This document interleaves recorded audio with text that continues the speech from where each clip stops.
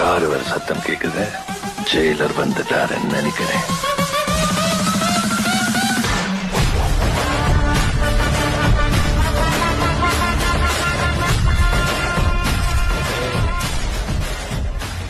நம்ம கதைய கத்தி சொல்லணும், எதுக்கும் பயப்படாத.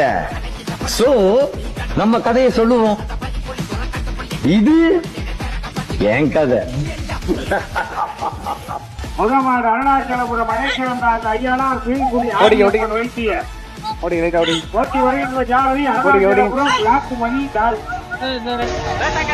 கருப்பு சாம பூராக்கும் செஞ்சிருச்சுங்க. சூப்பர் சாமியாது